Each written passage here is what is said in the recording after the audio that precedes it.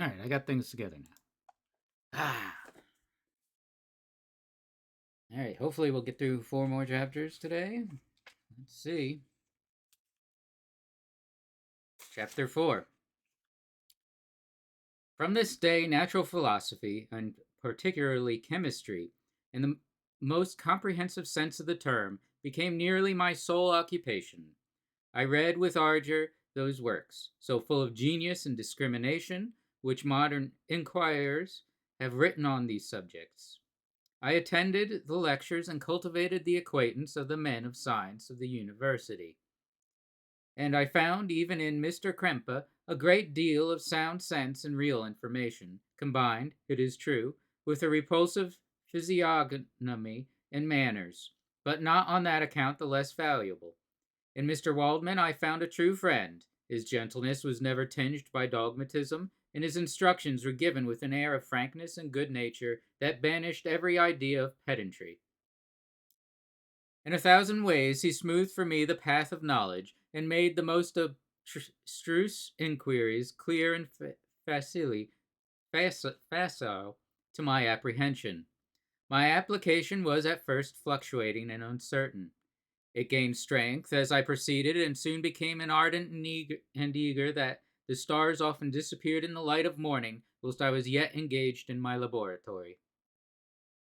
As I apply so closely, it may be easily conceived that my progress was rapid. My ardor was indeed the astonishment of the students, and my proficiency that of the masters. Professor Krempe often asked me, with a sly smile, how Cornelius Agrippa went on, whilst Mr. Waldman expressed the most heartfelt exultation in my progress. 2 years passed in this manner, during which I paid no visit to Geneva, but was engaged, heart and soul, in the pursuit of some discoveries which I hoped to make. None but those who have experienced them can conceive of the enticements of science. In other studies you go as far as others have gone before you, and there is nothing more to know, but in a scientific pursuit there is continual food for discovery and wonder. A mind of moderate capacity which closely pursues one study must infallibly arrive at great proficiency in that study. And I, who continually sought the attainment of one object of pursuit and was solely wrapped up in this, improved so rapidly that at the end of 2 years I made some discoveries in the improvement of some chemical instruments, which procured me great esteem and admiration at the university. When I had arrived at this point, and had become as well acquainted with the theory and practice of natural philosophy as depended on the lessons of any of the professors at Ingolstadt, my residence there being no longer conducive to my improvements, I thought of returning to my friends and my native town, when an incident happened that protracted my stay. One of the phenomena which had peculiarly attracted my attention was the structure of the human frame, and, indeed, any animal endued with life. Whence, I often asked myself, did the principle of life proceed? It was a bold question, and one which has ever been considered as a mystery, yet with how many things, as we upon the brink of becoming acquainted, if cowardice or carelessness did not restrain our inquiries. I resolved these circumstances in my mind, and determined thenceforth to apply myself more particularly to those branches of natural philosophy which relate to physiology. Unless I had been animated by an almost supernatural enthusiasm, my application to this study would have been irksome and almost intolerable. To examine the causes of life, we must first have recourse to death. I became acquainted with the science of anatomy, but this was not sufficient. I must also observe the natural decay and corruption of the human body. In my education, my father had taken the greatest precautions that my mind should be impressed with no supernatural horrors. I do not ever remember to have trembled at a tale of superstition, or to have feared the apparition of a spirit.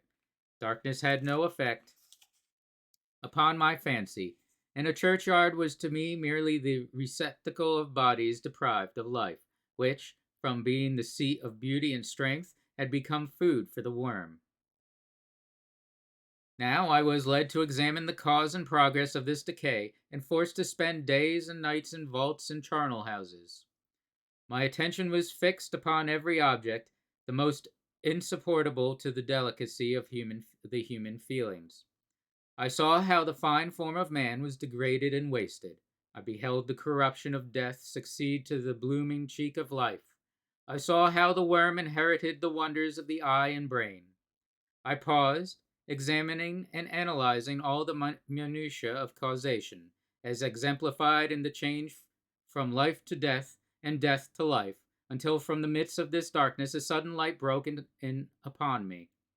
A light so brilliant and wondrous, yet so simple, that while I became dizzy with the immensity of the prospect which it illustrated, I was surprised that among so many men of genius who had directed their inquiries towards the same science, that I alone should be reserved to discover so astonishing a secret. Remember, I am not recording the vision of a madman. The sun does not more certainly shine in the heavens than that which I now affirm is true. Some miracle might have produced it, yet the stages of the discovery were distinct and probable. After days and nights of incredible labor and fatigue, I succeeded in discovering the cause of generation and life. Nay, more, I became myself capable of bestowing animation upon lifeless matter.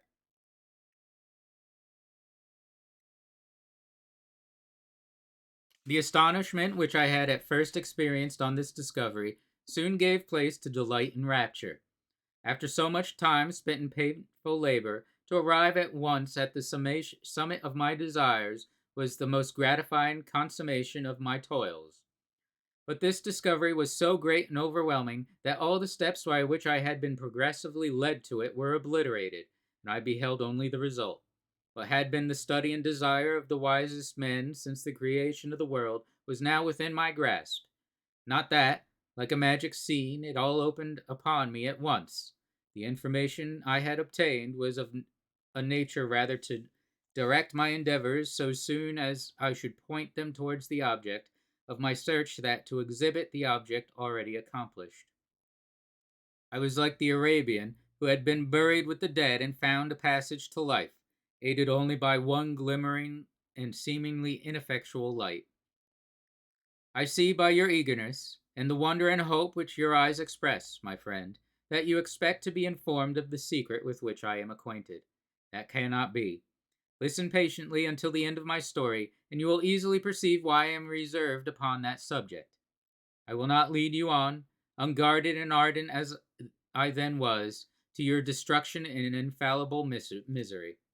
Learn from me, if not by my precepts, at least by my example, how dangerous is the acquirement of knowledge, and how much happier that man is who believes his native town to be the world, than he who aspires to become greater than his nature will allow.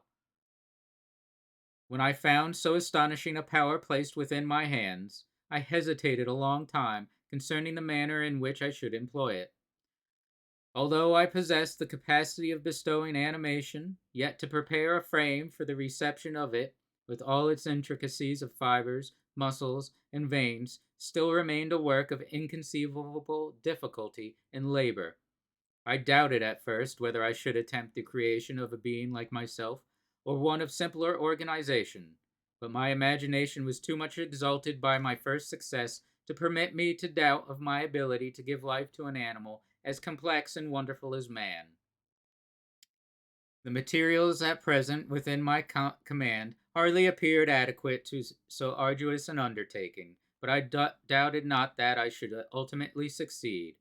I prepared myself for a multitude of reserves. My operations might be incessantly baffled, and at last my work be imperfect. Yet, when I considered the improvement which every day takes place in science and mechanics, I was encouraged to hope my present attempts would at least lay the foundations of future success. Nor could I consider the magnitude and complexity of my plan as any argument of its impracticality. It was with these feelings that I began the creation of a human being. As the minuteness of the parts formed a great hindrance to my speed, I resolved, contrary to my first intention, to make the being of a gigantic stature, that is to say, about 8 feet in height, and proportionably large. After having formed this determination, and having spent some months in successfully collecting and arranging my materials, I began. No one can conceive the variety of feelings which bore me onwards, like a hurricane, in the first enthusiasm of success. Life and death appeared to me ideal biomes, which I should first break through and pour a torrent of light into our dark world. A new species would bless me as its creator and source. Many happy and excellent natures would owe their being to me. No father could claim the gratitude of his child so completely as I should deserve theirs.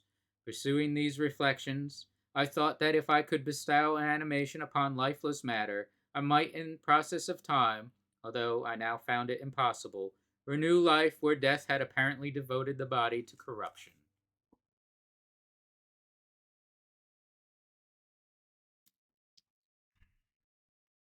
These thoughts supported my spirits. While I pursued my undertaking with unremitting ardor, my cheek had grown pale with study, and my person had become emaciated with confinement. Sometimes, on the very brink of certainty, I failed, yet still I clung to the hope which the next day or the next hour might realize. One secret which I alone possessed was the hope to which I had dedicated myself, and the moon gazed on my midnight labors, while, with unrelaxed and breathless eagerness, I pursued nature to her hiding places. Who shall conceive the horrors of my secret toil as I dabbled among the unhallowed damps of the grave or tortured the living animal to animate the lifeless clay? My limbs now tremble, and my eyes swim with the remembrance. But then a resistless and almost frantic impulse urged me forward. I seemed to have lost all soul or sensation but for this one pursuit.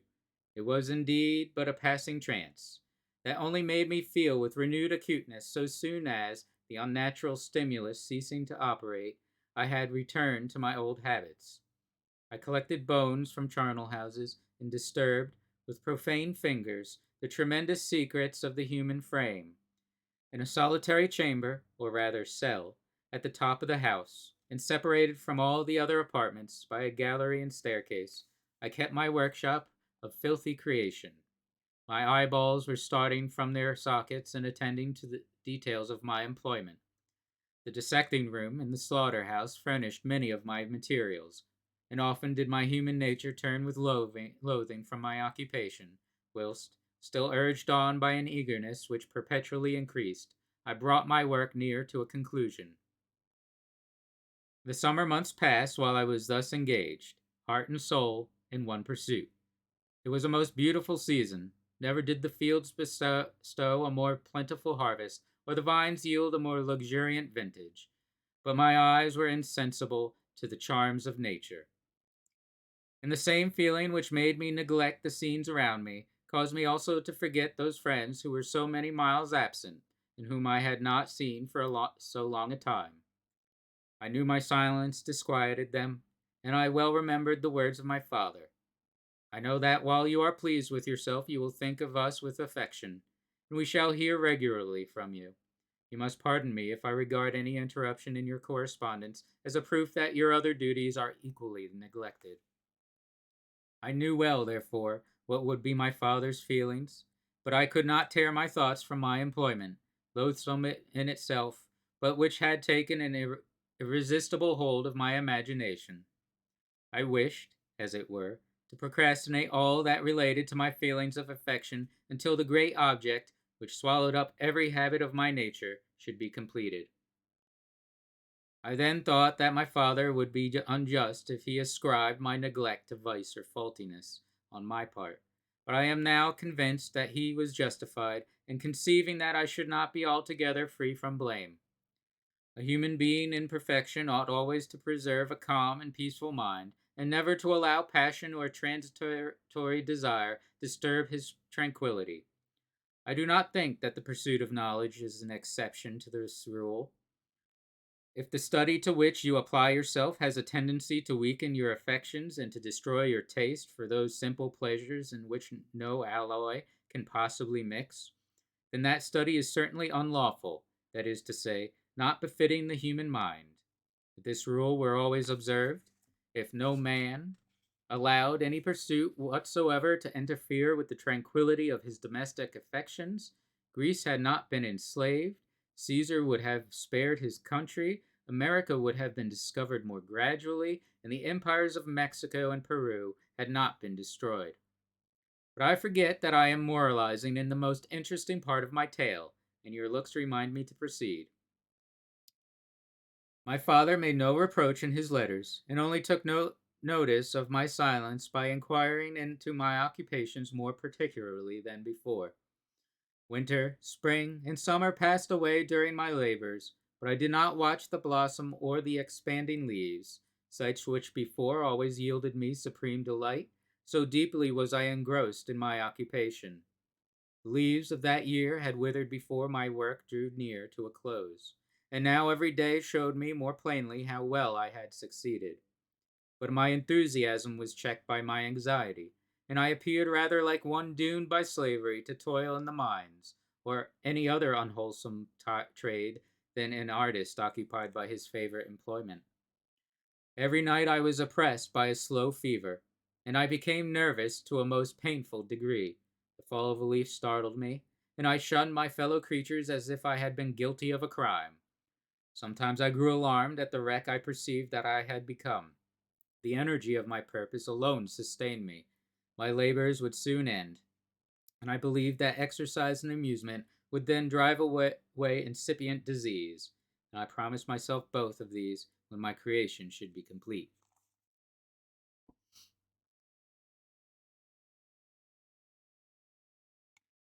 Chapter 5. It was on a dreary night of November that I beheld the accomplishment of my toils. With an anxiety that almost amounted to agony, I collected the instruments of life around me, that I might infuse a spark of being into the lifeless thing that lay at my feet. It was already 1 in the morning.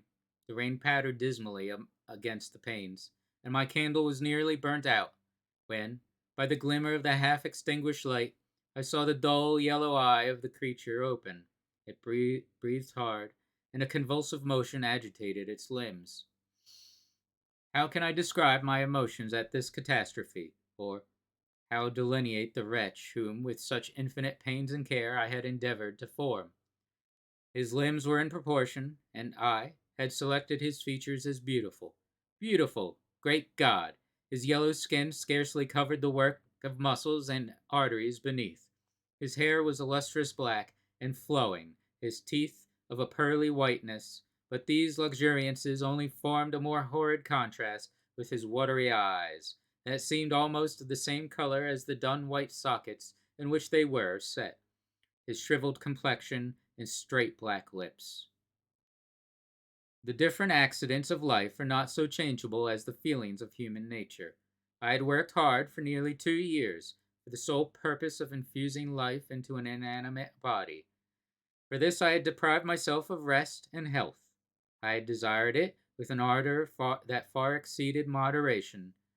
But now that I had finished, the beauty of the dream vanished, and breathless horror and disgust filled my heart. Unable to endure the aspect of the being I had created, I rushed out of the room, and continued a long time traversing my bedchamber, unable to compose my mind to sleep. At length lassitude succeeded to the tumult I had before endured, and I threw myself onto the bed in my clothes, endeavoring to seek a few moments of forgetfulness. But it was in vain. I slept, indeed, but I was disturbed by the wildest dreams. I thought I saw Elizabeth, in the bloom of health, walking in the streets of Ingolstadt. Delighted and surprised, I embraced her, but as I imprinted the first kiss on her lips, they became livid with the hue of death. Her features appeared to change, and I thought that I held the corpse of my dead mother in my arms. A shroud enveloped her form, and I saw the grave worms crawling in the folds of the flannel. I started from my sleep with horror. A cold dew covered my forehead. My teeth chattered, and every limb became convulsed. When, by the dim and yellow light of the moon, as it forced its way through the window shutters, I beheld the wretch, the miserable monster whom I had created. He held up the curtain of the bed, and his eyes, if eyes they may be called, were fixed on me. His jaws opened, and he muttered some inarticulate sounds, while a grin wrinkled his cheeks.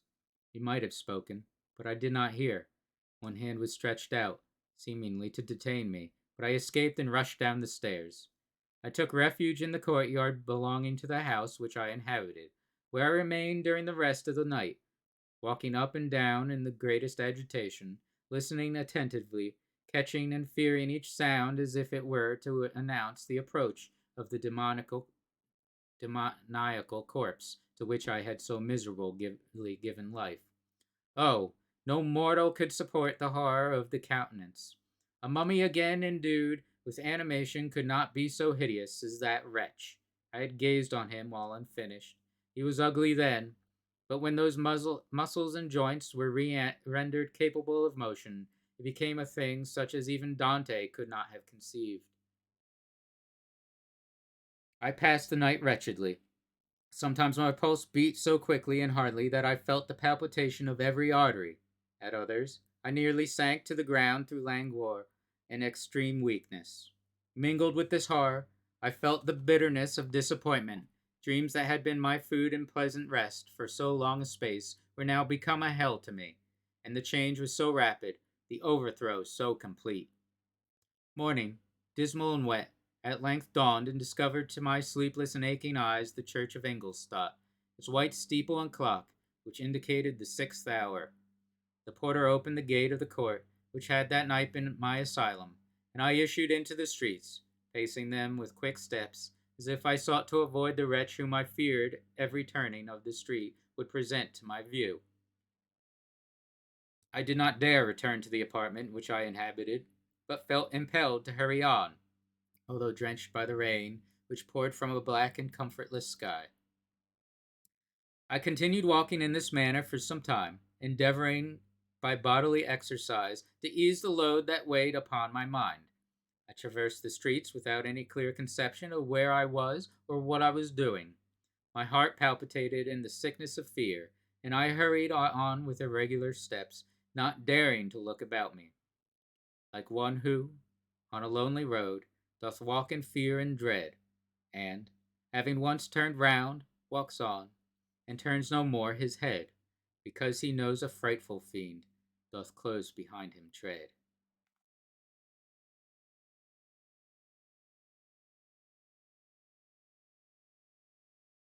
Continuing thus, I came at length up opposite to the inn at which the various diligences and carriages usually stopped. Here I paused. I knew not why, but I remained some minutes with my eyes fixed on a coach that was coming towards me from the other end of the street. As it drew near, I observed that it was the Swiss diligence. It stopped just where I was standing, and on the door being opened, I perceived Henry Clerval, who, on seeing me, instantly sprung out. "My dear Frankenstein," exclaimed he, "how glad I am to see you! How fortunate that you should be here at the very moment of my alighting!" Nothing could equal my delight on seeing Clerval. His presence brought back to my thoughts my father, Elizabeth, and all those scenes of home so dear to my recollection. I grasped his hand, and in a moment forgot my horror and misfortune. I felt suddenly, and for the first time during many months, calm and serene joy. I welcomed my friend, therefore, in the most cordial manner, and we walked towards my college. Clerval continued talking for some time about our mutual friends, and his own good fortune in being permitted to come to Ingolstadt. "You may easily believe," said he, "how great was the difficulty to persuade my father that all necessary knowledge was not comprised in the noble art of bookkeeping, and, indeed, I believe I left him incredulous to the last, for his constant answer to my unwearied entreaties was the same as that of the Dutch schoolmaster in the Vicar of Wakefield. I have 10,000 florins a year without Greek. I eat heartily without Greek. But his affection for me at length overcame his dislike of learning, and he has permitted me to undertake a voyage of discovery to the land of knowledge. It gives me the greatest delight to see you, but tell me how you left my father, brothers, and Elizabeth." "Very well, and very happy, only a little uneasy that they hear from you so seldom. By the by, I mean to lecture you a little upon their account myself. But, my dear Frankenstein," continued he, stopping short and gazing full in my face, "I did not before remark how very ill you appear, so thin and pale. You look as if you have been watching for several nights." "You have guessed right. I have lately been so deeply engaged in one occupation that I have not allowed myself sufficient rest. as you see. But I sincerely hope, that all these employments are now at an end, and that I am at length free. I trembled excessively. I could not endure to think of, and far less to allude to, the occurrences of the preceding night. I walked with a quick pace, and we soon arrived at my college. I then reflected, and the thought made me shiver, that the creature whom I had left in my apartment might still be there, alive, and walking about. I dreaded to behold this monster, but I feared still more that Henry should see him. Entreating him, therefore, to remain a few minutes at the bottom of the stairs, I darted up towards my own room. My hand was already on the lock of the door before I recollected myself. I then paused, and a cold shivering came over me. I threw the door forcibly open, as children are accustomed to do when they expect the spectre to stand in waiting for them on the other side, but nothing appeared. I stepped fearfully in. The apartment was empty, and my bedroom was also freed from its hideous guest. I could hardly believe that so great a good fortune could have befallen me. But when I became assured that my enemy had indeed fled, I clapped my hands for joy, and ran down to Clerval. We ascended into my room, and the servant presently brought breakfast. I was unable to contain myself. It was not joy only that possessed me. I felt my flesh tingle with excess of sensitiveness, and my pulse beat rapidly. I was unable to remain for a single instant in the same place. I jumped over the chairs, clapped my hands, and laughed aloud. Clerval at first attributed my unusual spirits to joy on his arrival, but when he observed me more attentively, he saw a wildness in my eyes for which he could not account, and my loud, unrestrained, heartless laughter frightened and astonished him. "My dear Victor," cried he, "what, for God's sake, is the matter? Do not laugh in that manner. How ill you are! What is the cause of all this?" "Do not ask me," cried I, putting my hands before my eyes, for I thought I saw the dreaded spectre glide into the room. "He can tell. Oh, save me, save me!" I imagined that the monster seized me. I struggled furiously and fell down in a fit. Poor Clerval! What must have been his feelings? A meeting, which he anticipated with such joy, so strangely turned to bitterness. But I was not the witness of his grief, for I was lifeless, and did not recover my senses for a long, long time. This was the commencement of a nervous fever which confined me for several months. During all that time, Henry was my only nurse. I afterwards learned that, knowing my father's advanced age and unfitness for so long a journey, and how wretched my sickness would make Elizabeth, he spared them this grief by concealing the extent of my disorder. He knew that I could not have a more kind and attentive nurse than himself, and, firm in the hope that he felt of my recovery, he did not doubt that, instead of doing harm, he performed the kindest action that he could towards them. But I was in reality very ill, and surely nothing but the unbounded and unremitting attentions of my friend could have restored me to life. The form of the monster on whom I had bestowed existence was forever before my eyes, and I raved incessantly concerning him. Doubtless my words surprised Henry. He at first believed them to be the wanderings of my disturbed imagination, but the pertinacity with which I continually recurred to the same subject persuaded him that my disorder indeed owed its origin to some uncommon and terrible event. By very slow degrees, and with frequent relapses that alarmed and grieved my friend, I recovered. I remember the first time I became capable of observing the outward objects with any kind of pleasure. I perceived that the fallen leaves had disappeared and that the young buds were shooting forth from the trees that shaded my window. It was a divine spring, and the season contributed greatly to my convalescence. I felt also sentiments of joy and affection revive in my bosom. My gloom disappeared, and in a short time I became as cheerful as before. I was attacked by the fatal passion. "Dearest Clerval," exclaimed I, "how kind, how very good you are to me! This whole winter, instead of being spent in study, as you promised yourself, has been consumed in my sick room. How shall I ever repay you? I feel the greatest remorse for the disappointment of which I have been the occasion, but you will forgive me. You will repay me entirely if you do not discompose yourself but get well as fast as you can. Since you appear in such good spirits, I may speak to you on one subject. May I not? I trembled. One subject. What could it be? Could he allude to an object on whom I dared not even think? Compose yourself, said Clerval, who observed my change of color. I will not mention it if it agitates you, but your father and cousin would be very happy if they received a letter from you in your own handwriting. They hardly know how ill you have been, and are uneasy at your long silence. Is that all, my dear Henry? How could you suppose that my first thought would not fly towards those dear, dear friends whom I love and who are so deserving of my love? This is your present temper, my friend. You will perhaps be glad to see a letter that has been lying here some days for you. It is from your cousin, I believe.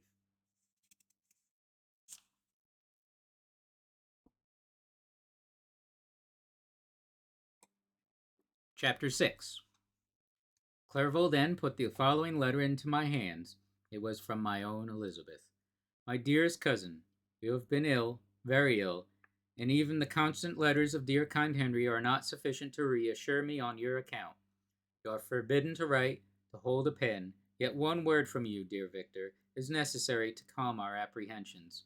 For a long time I have thought that each post would bring this line, and my persuasions have restrained my uncle from undertaking a journey to Ingolstadt. I prevented his encountering the inconveniences and perhaps dangers of so long a journey, yet how often have I regretted not being able to perform it myself.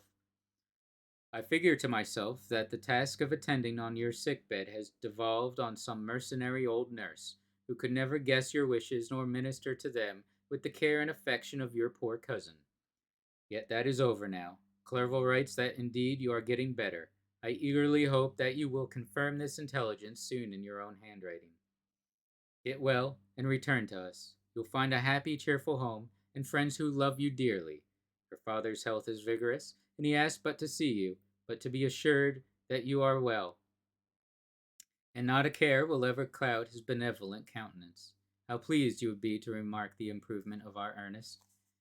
He is now 16 and full of activity and spirit. He is desirous to be a true Swiss and to enter into foreign service, but we cannot part with him, at least until his other elder brother return to us.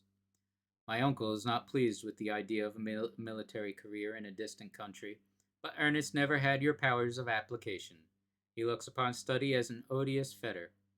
His time is spent in the open air, climbing the hills or rowing on the lake. I fear that he will become an idler unless we yield the point and permit him to enter on the profession which he has selected.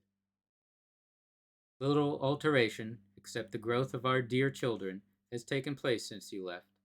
The blue lake and the snow-clad mountains, they never change, and I think our placid home and our contented hearts are regulated by the same immutable laws. My trifling occupations take up my time and amuse me, and I am rewarded for any exertions by seeing none by happy kind faces around me. Since you left us, but one change has taken place in our little household. Do you remember on what occasion Justin Moritz entered our family? Probably you do not. I will relate her history. Therefore, in a few words, Madame Moritz, her mother, was a widow with 4 children, of whom Justine was the third. This girl had always been the favorite of her father, but through a strange perversity, her mother could not endure her, and after her death of the death of Mr. Moritz, treated her very ill. My aunt observed this, and when Justine was 12 years of age, prevailed on her mother to allow her to live at our house. The republican institutions of our country have produced simpler and happier manners than those which prevail in the great monarchies that surround it. Hence there is less distinction between the several classes of its inhabitants. And the lower orders, being neither so poor nor so despised, their manners are more refined and moral. A servant in Geneva does not mean the same thing as a servant in France and England. Justine, thus received in our family, learned the duties of a servant, a condition which in our fortunate country does not include the idea of ignorance and a sacrifice of the dignity of a human being. Justine, you may remember, was a great favorite of yours, and I recollect you once remarked that if you were in ill humor, One glance from Justine could dissipate it, for the same reason that Aristo gives concerning the beauty of Angelica. She looked so frank-hearted and happy. My aunt conceived a great attachment for her, by which she was induced to give her an education superior to that which she had at first intended. This benefit was fully repaid. Justine was the most grateful little creature in the world. I do not mean that she made any professions. I never heard one pass her lips, but you could see by her eyes that she almost adored her protectress. Although her disposition was gay and in many respects inconsiderate, yet she paid the greatest attention to every gesture of my aunt. She thought her the model of excellence, and endeavored to imitate her phraseology and manners, so that even now she often reminds me of her. When my dearest aunt died, everyone was too much occupied in their own grief to notice poor Justine, who had attended her during her illness with the most anxious affection. Poor Justine was very ill, but other trials were reserved for her. One by one, her brothers and sister died, and her mother, with the exception of her neglected daughter, was left childless. The conscience of the woman was troubled. She began to think that the deaths of her favorites was a judgment from heaven to chastise her partially. She was a Roman Catholic, and I believe her confessor confirmed the idea which he had conceived. Accordingly, a few months after your departure for Ingolstadt, Justine was called home by her repenitent mother. Poor girl, she wept when she quitted our house. She was much altered since the death of my aunt. Grief had given softness and a winning mildness to her manners, which had before been remarkable for vivacity, nor was her residence at her mother's house of a nature to restore her gaiety. The poor woman was very vacillating in her repentance. She sometimes begged Justine to forgive her unkindness, but much oftener accused her of having caused the deaths of her brothers and sister. Perpetual fretting at length threw Madame Moritz into a decline, which at first increased her irritability, but she is now at peace forever. She died on the first approach of cold weather, as at the beginning of this last winter. Justine has returned to us, and I assure you I love her tenderly. She is very clever and gentle, and extremely pretty. As I mentioned before, her mien and her expressions continually remind me of my dear aunt. I must say also a few words to you, my dear cousin, of little darling William. I wish you could see him. He is very tall of his age, with sweet laughing blue eyes, dark eyelashes, and curling hair. When he smiles, two little dimples appear on each cheek, which are rosy with health. He has already had one or two little wives, but Louisa Biron is his favorite, a pretty little girl of 5 years of age. Now, dear Victor, I dare say you wish to be indulged in a little gossip concerning the good people of Geneva. The pretty Miss Mansfield has already received the congratulatory visits on her approaching marriage with a young Englishman, John Melbourne, Esquire. Her ugly sister, Manon, married Mr. Du Villard, the rich banker, last autumn.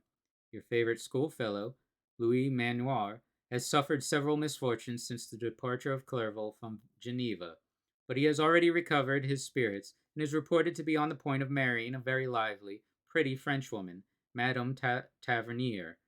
She is a widow, and much older than Manoir, but she is very much admired, and a favorite with everybody. I have written myself into better spirits, dear cousin, but my anxiety returns upon me as I conclude. Write, dearest Victor, one line, one word will be a blessing to us. 10,000 thanks to Henry for his kindness, his affection, and his many letters. We are sincerely grateful. Adieu, my cousin. Take care of yourself, and I entreat you, write. Elizabeth Lavenza, Geneva, March 18th, 1700s. Dear, dear Elizabeth, I exclaimed when I had read her letter, I will write instantly and relieve them from the anxiety they must feel.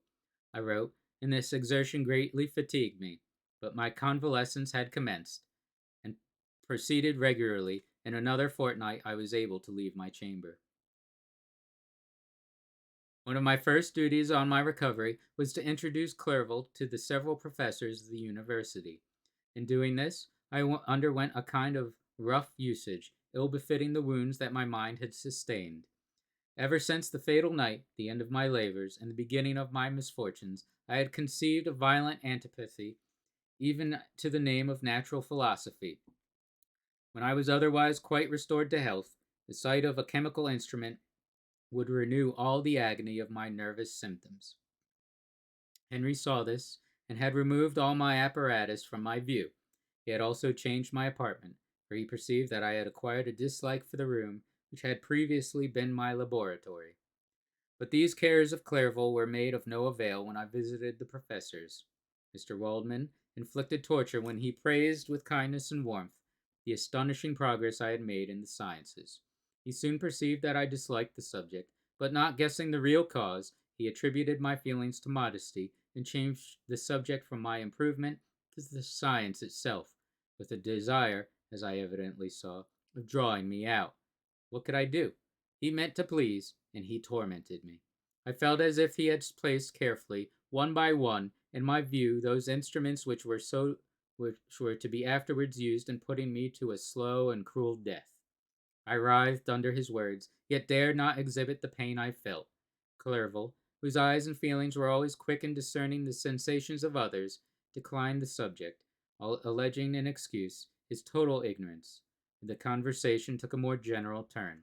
I thanked my friend from my heart, but I did not speak. I saw plainly that he was surprised, but he never attempted to draw my secret from me.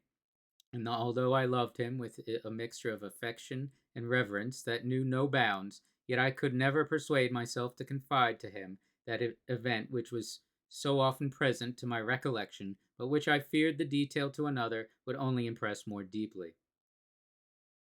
Mr. Krempe was not equally docile, and in my condition at that time of almost insupportable sensitiveness, his harsh, blunt encomiums gave me even more pain than the benevolent approbation of Mr. Waldman. "Damn the fellow!" cried he.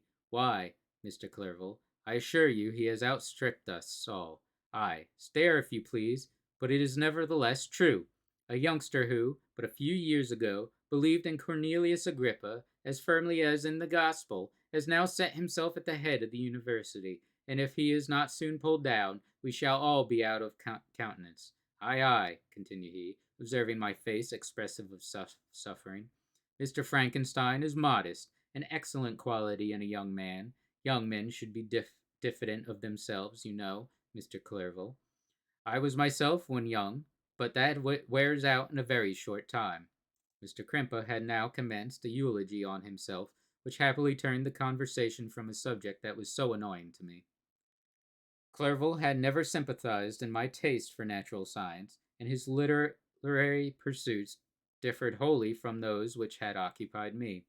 He came to the university with the design of making himself complete master of the Oriental languages, as thus he should open a field for the plan of life he had marked out for himself. Resolved to pursue no inglorious career, he turned his eyes towards the east as affording scope for his spirit of enterprise. The Persian, Arabic, and Sanskrit languages engaged his attention, and I was easily induced to enter on the same studies.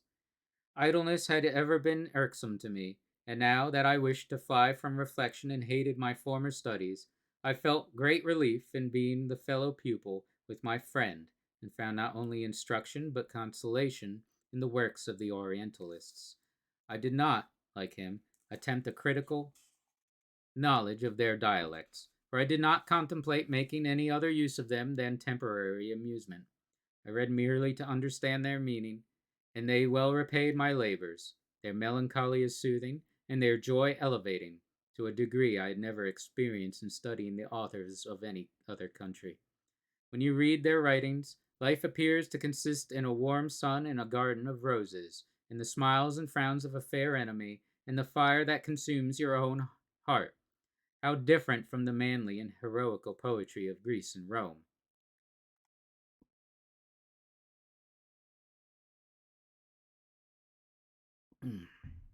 Summer passed away in these occupations, and my return to Geneva was fixed for the latter end of autumn. But being delayed by several accidents, winter and snow arrived, the roads were deemed impassable, My journey was retarded until till this ensuing spring. I felt this delay very bitterly, for I longed to see my native town and my beloved friends.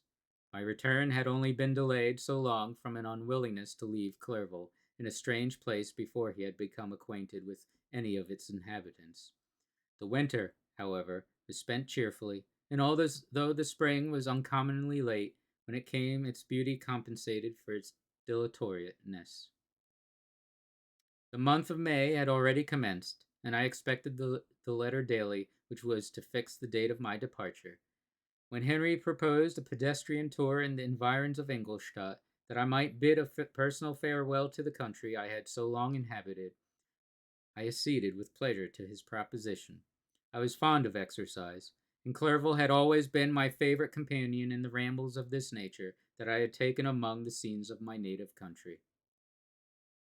We passed a fortnight in these perambulations. My health and spirits had long been restored, and they gained additional strength from the salubrious air I breathed, the natural incidents of our progress, and the conversation of my friend. Study had before secluded me from the intercourse of my fellow creatures and rendered me unsocial, but Clerval called forth the better feelings of my heart. He again taught me to love the aspect of nature and the cheerful faces of children. Excellent friend, how sincerely did you love me endeavor to elevate my mind until it was on a level with your own? Selfish pursuit had cramped and narrowed me until your gentleness and affection warmed and opened my senses. I became the same happy creature who, a few years ago, loved and beloved by all, had no sorrow or care. When happy, inanimate nature had the power of bestowing on me the most delightful sensations. A serene sky and verdant fields filled me with ecstasy. The present season was indeed divine. The flowers of spring bloomed in the hedges, while those of summer were already in bud. I was undisturbed by thoughts which, during the preceding year, had pressed upon me, notwithstanding my endeavors to throw them off with an invincible burden. Henry rejoiced in my gaiety, and sincerely sympathized in my feelings. He exerted himself to amuse me, while he expressed the sensations that filled his soul. The resources of his mind on this occasion were truly astonishing. His conversation was full of imagination, and very often, in imitation of the Persian and Arabic writers, he invented tales of wonderful fancy and passion. At other times he repeated my favorite poems, or drew me out into arguments, which he supported with great ingenuity. We returned to our college on a Sunday afternoon. The peasants were dancing, and every one we met appeared gay and happy. My own spirits were high, and I bounded along the feelings of unbridled joy and hilarity.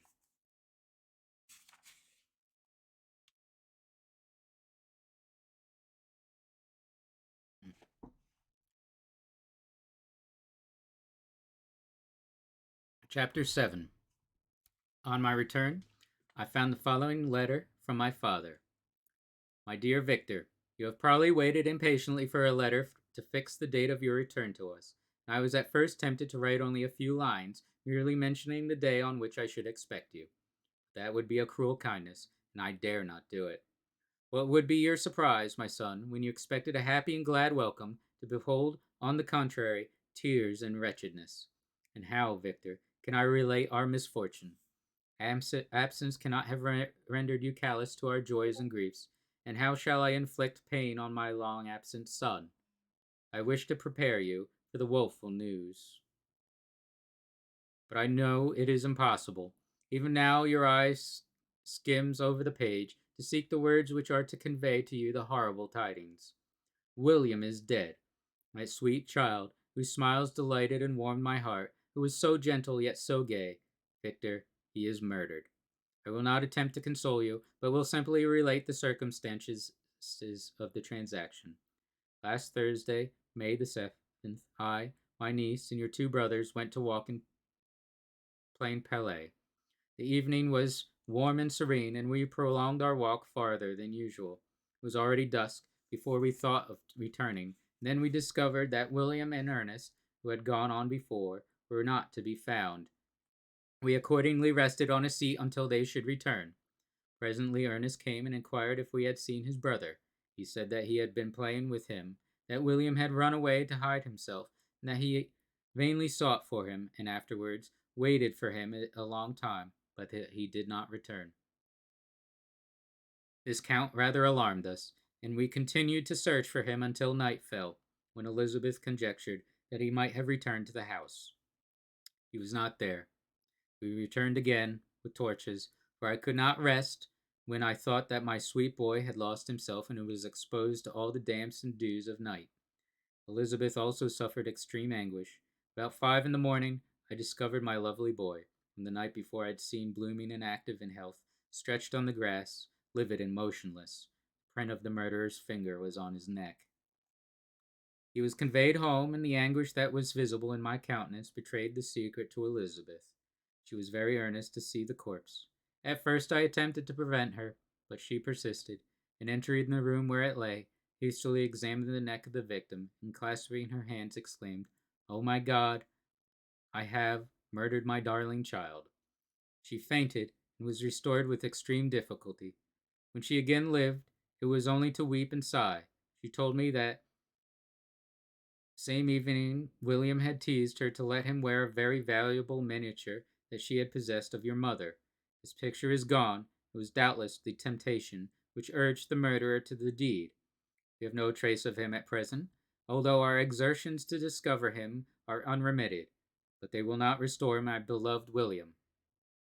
Come, dearest Victor, you alone can console Elizabeth. She weeps continually, and accuses herself unjustly as the cause of his death. Her words pierce my heart. We are all unhappy, but will not that be an additional motive for you, my son, to return and be our comforter? Your dear mother, alas, Victor, I now say, thank God she did not live to witness the cruel, miserable death of your youngest darling. Come, Victor, not with brooding thoughts of vengeance against the assassin, but with feelings of peace and gentleness that will heal instead of festering the wounds of our minds. Enter the house of mourning, my friend, but with kindness and affection for those who love you, and not with hatred for your enemies. Your affectionate and afflicted father, Alphonse Frankenstein, Geneva, May 12th.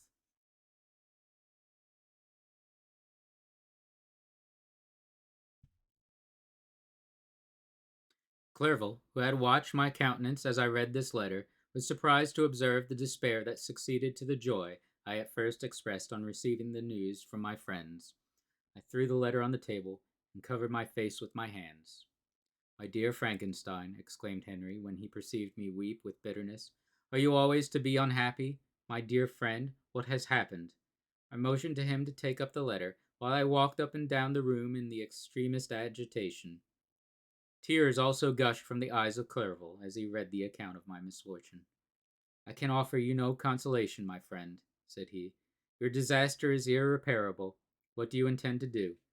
"To go instantly to Geneva. Come with me, Henry, to order the horses." During our walk, Clerval endeavored to say a few words of consolation. He could only express his heartfelt sympathy. "Poor William," said he, "dear lovely child, he now sleeps with his angel mother. Who that had seen him bright and joyous in his young beauty, but must weep over his untimely loss, to die so miserably, to feel the murderer's grasp?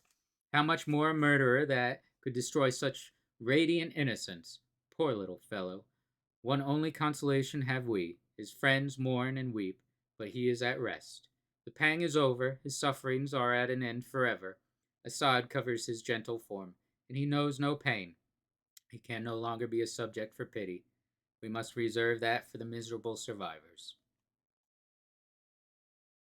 Clerval spoke thus as we hurried through the streets. The words impressed themselves on my mind, and I remembered them afterwards in solitude. But now, as soon as the horses arrived, I hurried into a cabriolet and bade farewell to my friend. My journey was very melancholy. At first I wished to hurry on, for I longed to console and sympathize with my loved and sorrowing friends, but when I drew near my native town, I slackened my progress. I could hardly sustain the multitude of feelings that crowded into my mind. I passed through scenes familiar to my youth, but which I had not seen for nearly 6 years. How altered everything might be during that time! One sudden and desolating change had taken place, but 1,000 little circumstances might have by degrees worked other alterations, which although they were done more tranquilly, might not be the less decisive. Fear overcame me. I dared not advance, dreading a thousand nameless evils that made me tremble, although I was unable to define them. I remained 2 days at Lausanne in this painful state of mind. I contemplated the lake. The waters were placid. All around was calm in the snowy mountains.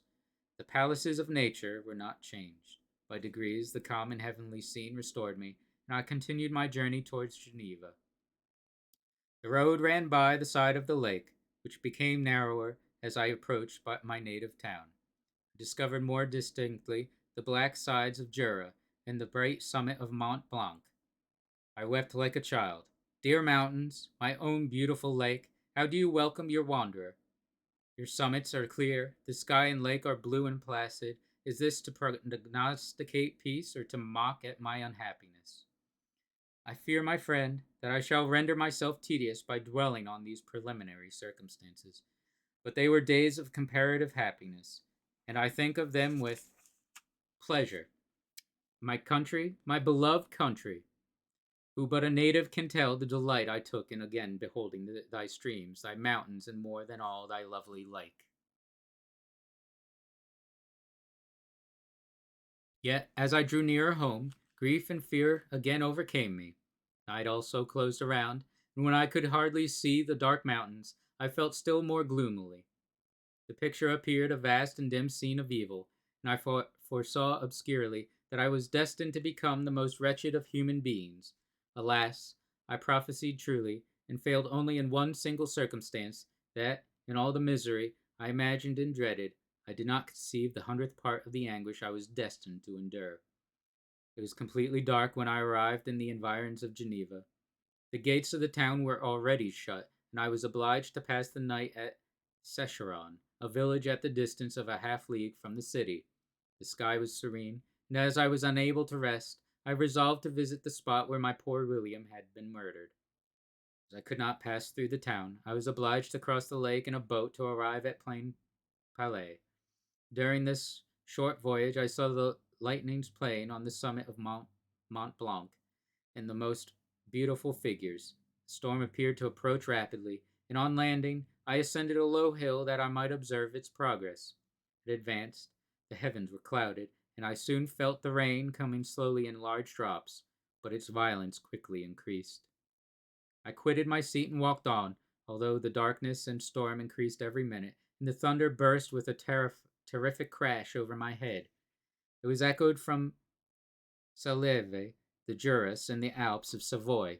Vivid flashes of lightning dazzled my eyes, illuminating the lake, making it appear like a vast sheet of fire. Then, for an instant, everything seemed of a pitchy darkness, until the eye recovered itself from the preceding flash. The storm, as is often the case in Switzerland, appeared at once in various parts of the heavens. The most violent storm hung exactly north of the town, over that part of the lake which lies between the promontory of Bellerive and the village of Coppet.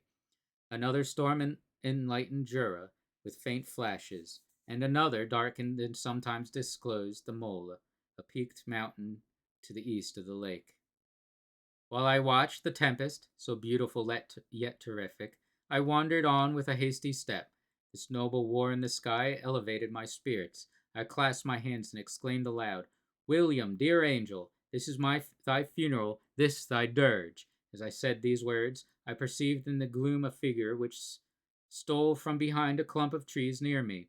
I stood fixed, gazing intently. It could not be mistaken. A flash of lightning illuminated the object and discovered its shape plainly to me. Its gigantic stature, and the deformity of its aspect, more hideous than belongs to humanity, instantly informed me that it was the wretch, the filthy demon to whom I had given life. What did he there? Could he be, I shuddered at the conception, the murderer of my brother?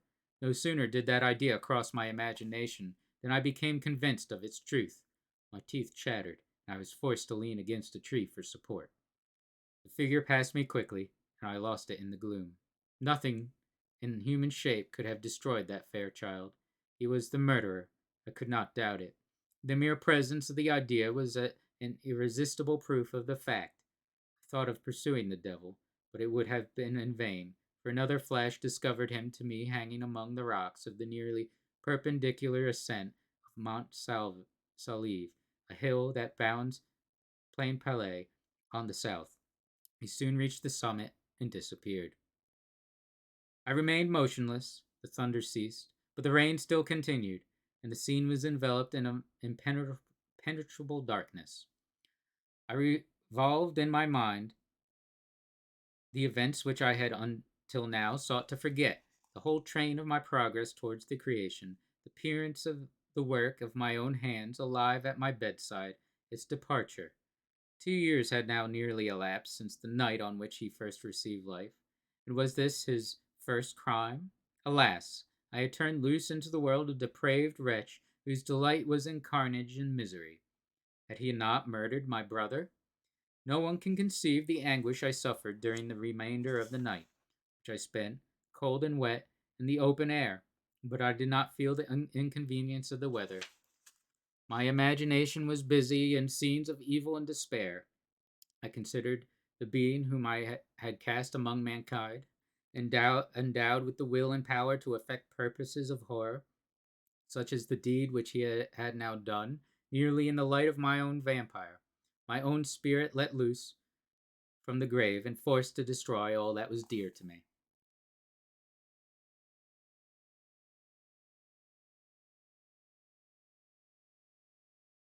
Day dawned, and I directed my steps towards the town.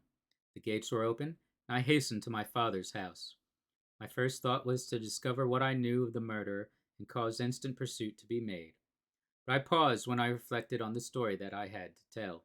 A being whom I myself had formed and endued with life had met me at midnight among the precipices of an inaccessible mountain. I remembered also the nervous fever with which I had been seized just at the time that I dated my creation, and which would give an air of delirium to a tale otherwise so utterly improbable. I well knew that if any other had communicated such a relation to me, I should have looked upon it as the ravings of insanity. Besides, the strange nature of the animal would elude all pursuit, even if I were so far credited as to persuade my relatives to commence it, and then of what use would be pursuit? Who could arrest a creature capable of scaling the overhanging sides of Mount Saleve? These reflections determined me, and I resolved to remain silent. It was about 5 in the morning when I entered my father's house. I told the servants not to disturb the family and went into the library to attend their usual hour of rising. 6 years had elapsed, passed as a dream but for one indelible trace, and I stood in the same place where I had last embraced my father before my departure for Ingolstadt. Beloved and venerable parent, he still remained to me. I gazed on the picture of my mother which stood over the mantelpiece. It was a historical subject, painted at my father's desire, and represented Caroline Beaufort in an agony of despair, kneeling by the coffin of her dead father. Her garb was rustic, and her cheek pale, but there was an air of dignity and beauty that hardly permitted the sentiment of pity. Below this picture was a miniature of William. My tears flowed when I looked upon it. While I was thus engaged, Ernest entered. He had heard me arrive, and hastened to welcome me. He expressed a sorrowful delight to see me. "Welcome, my dearest Victor," said he. "Ah, I wish you had come 3 months ago, and then you would have found us all joyous and delighted. You come to us now to share a misery which nothing can alleviate. Yet your presence will, I hope, revive our father, who seems sinking under his misfortune, and your persuasions will induce poor Elizabeth to cease her vain and tormenting self-accusations. Poor William! He was our darling and our pride." Tears unrestrained fell from my brother's eyes. A sense of mortal agony crept over my frame. Before, I had only imagined the wretchedness of my desolate home. The reality came on me as a new and not less terrible disaster. I tried to calm Ernest. I inquired more minutely concerning my father and her I named my cousin. "She, most of all," said Ernest, "requires consolation. She accused herself of having caused the death of my brother, and that made her very wretched. And since the murderer has been discovered—" "The murderer discovered? Good God! How can that be? Who could attempt to pursue him? It is impossible. One might as well try to overtake the winds or confine a mountain stream with a straw. I saw him too. He was free last night. I do not know what you mean, replied my brother, in accents of wonder. But to us the discovery we have made completes our misery. No one would believe it at first, and even now Elizabeth will not be convinced, notwithstanding all the evidence. Indeed, who would credit that Justine Moritz, who was so amiable and fond of all the family, could suddenly become capable of so frightful, so appalling a crime? Justine Moritz? Poor girl. Is she the accused? But it is wrongfully. Everyone knows that. No one believes it. Surely, Ernest. No one did at first, but several circumstances came out that have almost forced conviction upon us, and her own behavior has been so confused as to add to the evidence of facts await that, I fear, leaves no hope for doubt. But she will be tried today, and you will then hear all.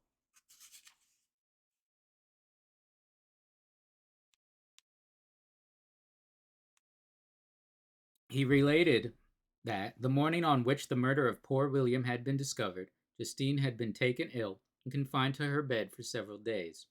During this interval, one of the servants, happening to examine the apparel she had worn on the night of the murder, had discovered in her pocket the picture of my mother, which had been judged to be the temptation of the murderer. The servant instantly showed it to one of the others, who, without saying a word to any of the family, went to a magistrate, and upon their deposition Justine was apprehended. And being charged with the fact, the poor girl confirmed the suspicion in a great measure by her extreme confusion of manner. This was a strange tale, but it did not shake my faith, and I replied earnestly, "You are all mistaken. I know the murderer. Justine, poor good Justine, is innocent." At the instant my father entered, I saw unhappiness deeply impressed on his countenance, but he endeavored to welcome me cheerfully, and after we had exchanged our mournful greeting, would have introduced some other topic than that of our disaster, had not Ernest exclaimed, "Good God, papa! Victor says that he knows who was the murderer of poor William." "We do also, unfortunately," replied my father, "for indeed I had rather have been forever ignorant than have discovered so much depravity and ingratitude in one I valued so highly. My dear father, you are mistaken. Justine is innocent. She is, God forbid that she should suffer as guilty. She is to be tried today, and I sincerely hope, that she will be acquitted." This speech calmed me. I was firmly convinced in my own mind that Justine, and indeed every human being, was guiltless of this murder. I had no fear, therefore, that any circumstantial evidence could be brought forward strong enough to convict her. My tale was not one to announce publicly. Its astounding horror would be looked upon as madness by the vulgar. Did anyone indeed exist, except I, the Creator, who would believe, unless his senses convinced him, in the existence of the living monument of presumption and rash ignorance which I had let loose upon the world? We were soon joined by Elizabeth. Time had altered her since I last beheld her. It had endowed her with loveliness surpassing the beauty of her childish years. There was the same candor, the same vivacity, but it was allied to an expression more full of sensibility and intellect.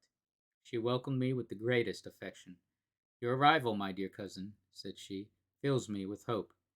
You perhaps will find some means to justify my poor guiltless Justine. Alas, who is safe if she be convicted of crime? I rely on her innocence as certainly as I do upon my own. Our misfortune is doubly hard to us. We have not only lost that lovely darling boy, but this poor girl, whom I sincerely love, is to be torn away by even a worse fate. If she is condemned, I never shall know joy more. But she will not, I am sure she will not, and then I shall be happy again, even after the sad death of my little William." "She is innocent, my Elizabeth," said I, "and that shall be proved. Fear nothing, but let your spirits be cheered by the assurance of her acquittal. How kind and generous you are! Everyone else believes in her guilt, and that made me wretched, for I knew that it was impossible, and to see everyone else prejudiced in so deadly a manner rendered me hopeless and despairing." She wept. "Dearest niece," said my father, "dry your tears. If she is, as you believe, innocent, rely on the justice of our laws, and the activity with which I shall prevent the slightest shadow of partiality." Alright. Gonna end the reading there. Be back for some games once I figure out what to play.